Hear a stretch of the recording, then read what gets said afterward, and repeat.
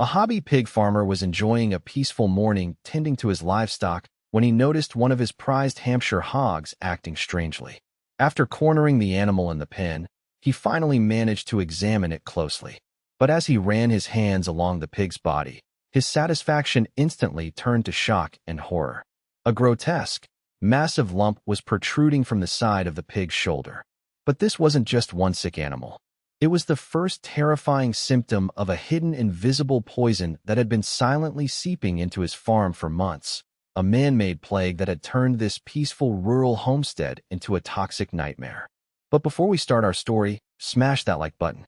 Make sure you're subscribed and hit that notifications bell so you won't miss any of our new incredible stories. To understand the full horrifying scope of this discovery, we must first understand the fragile and interconnected world of a small farm ecosystem. A farm is not just a collection of buildings and fields. It is a complex living system, a delicate web of life. It begins with the soil microorganisms and earthworms which enrich the earth that grows the corn and soybeans. These crops in turn feed the chickens and smaller livestock. And at the center of this agricultural chain are the larger animals, the pigs and cattle that depend on everything below them. Each component of this system relies on the others.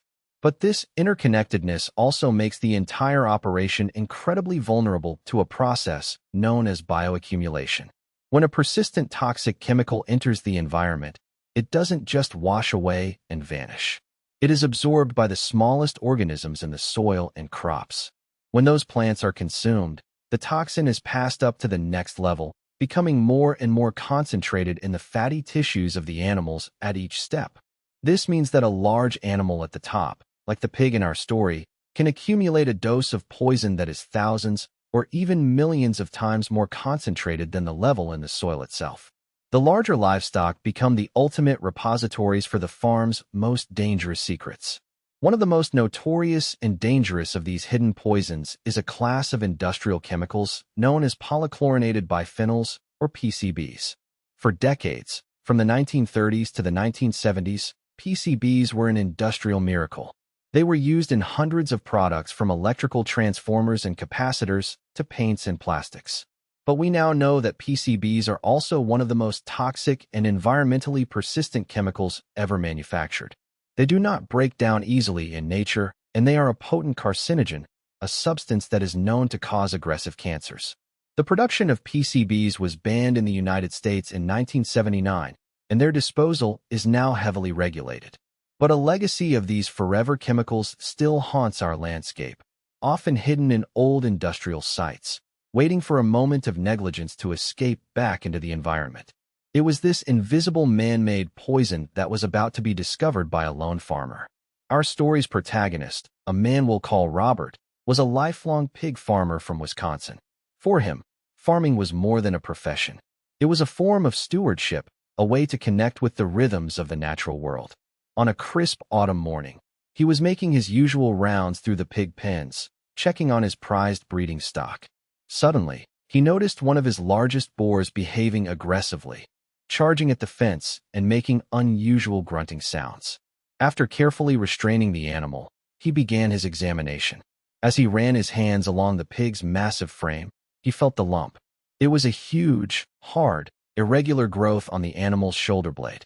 In all his years of raising pigs, he had never encountered anything like it. Shocked and concerned, he moved on to examine the other animals.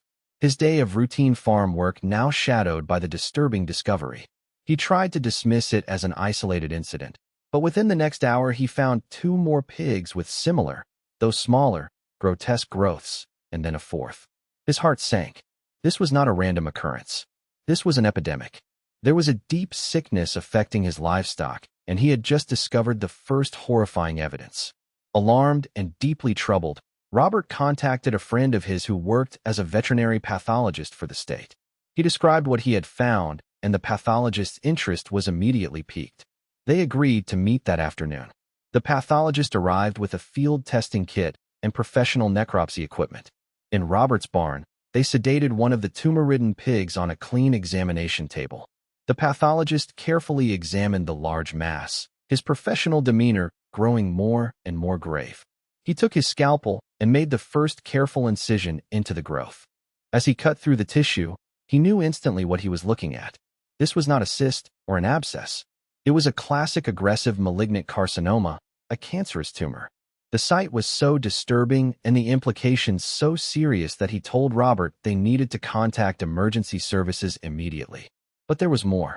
As they continued the examination, the pig suddenly became extremely agitated despite the sedation, thrashing violently and displaying signs of neurological distress that posed an immediate danger to anyone nearby.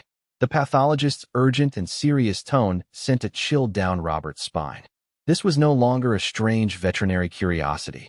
It was a potential public health emergency. Emergency services were called immediately, and what had started as a routine farm inspection quickly escalated into a full-scale environmental investigation. A team of scientists from the state's Department of Agriculture and Environmental Quality arrived at the farm the next morning. They quarantined the area and began a systematic collection of samples. They took soil from different areas of the property. They collected feed samples and water from the livestock wells, and they examined more pigs, all of which showed the same horrifying tumorous growths. The samples were rushed to the state's main toxicology laboratory for analysis. While they waited for the results, the farm, which had always been a source of pride and livelihood for the local family, now seemed ominous. Its peaceful pastures hiding a deadly secret. When the lab results came back a few days later, they confirmed the pathologist's worst fears. And then some. The pig tissues and the farm soil were saturated with dangerously high levels of a specific highly toxic and long-banned industrial chemical, polychlorinated biphenyls, or PCBs. The scientists now had their culprit. The grotesque cancers in the pigs were a direct and undeniable result of chronic PCB poisoning. The investigation now shifted from a scientific mystery to a criminal one. The production of PCBs had been banned in the United States since 1979. So, how had this forever chemical ended up in such high concentrations on a quiet family farm? The investigators began a process of environmental detective work. They knew the PCBs had to be coming from a specific concentrated source, not just general agricultural runoff. They started to trace the network of drainage ditches and groundwater flows that ran beneath the farm property. Using historical maps and old property records, they identified all the industrial sites that had ever operated in the area over the past 70 years. The trail eventually led them to a large, overgrown, and forgotten piece of land adjacent to Robert's property. Decades ago, it had been the site of a factory that manufactured electrical equipment. The factory had closed down in the early 1980s, and the property had sat abandoned and neglected ever since. Hidden in a patch of thick, overgrown weeds at the edge of the property was a series of large, rusting 55-gallon drums half buried in the earth. They were leaking a thick, oily substance into the ground, a substance that was slowly but surely seeping into the groundwater and contaminating the soil that fed Robert's crops and livestock. The lab tests confirmed it. These leaking barrels were the source, a toxic legacy that had been silently poisoning the farm ecosystem for nearly 40 years. A recent series of heavy storms had likely caused a more significant breach, which had finally pushed the concentration of PCBs on the farm to a tipping point, causing the sudden and horrifying epidemic of cancer in the pigs. The aftermath of the discovery was swift and serious. The farm was immediately quarantined, all livestock was condemned, and a public health advisory was issued to the entire community. What followed was a massive multi-million-dollar and years-long environmental cleanup operation funded by the state's Superfund program. Crews in hazmat suits had to remove the leaking barrels and tons of contaminated soil from the old factory site.